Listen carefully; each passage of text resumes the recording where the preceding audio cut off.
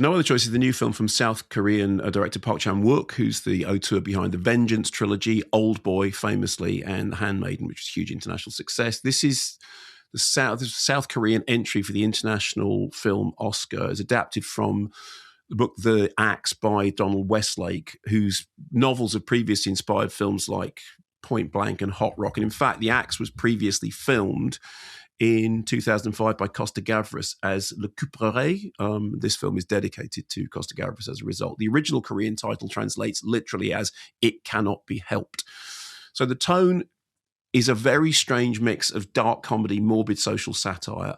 At the Globes, it was nominated for Best Motion Picture, Musical or Comedy, alongside Best Foreign Language Film and Best Actor, actually. So Lee Byung-hun is a well-to-do family man working for Solar Paper. He's good at his job, and it funds his family's fairly costly lifestyle. Then an American company buys his company, and he loses his job, and he's soon in danger of losing his home and his family. And he says he can get reemployed within 3 months, but he can't. And so he desperately now needs to get a new job because everything's falling apart. And he wants to work at a company called Moon Paper, but he realizes that if vacancies come up, he'll be in competition with other candidates who might be better than him. So he comes up with a plan. The plan is that he will put a fake advert in a newspaper, or put out a fake advert for a job, an industry job, a paper industry job. He will then go through the candidates who will apply.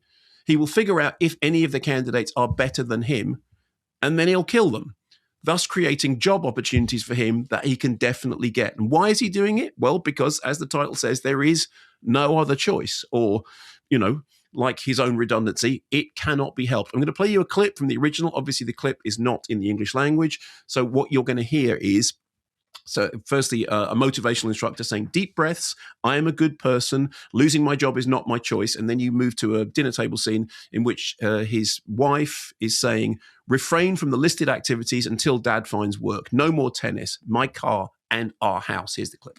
심호흡하세요. 나는 좋은 사람이다. 실직은 하고 싶어서 안 돼. 아니다. 여기 적힌 것들 자제하기. 아빠 취직할 때까지. 나 테니스 포기. 내 차. 그리고 우리 집. So as you get a sense from that, the kind of, it's got a very strange tone. At times there's touch of like the sort of Coen brothers tragicomic violence like Fargo, but with some really nasty edges. At other times it's like an overcooked domestic drama about a man who's emasculated by unemployment and he really wants to regain his place at the head of the family. And the family is full of all these subplots about all the individual things that are happening in this dysfunctional family dynamic.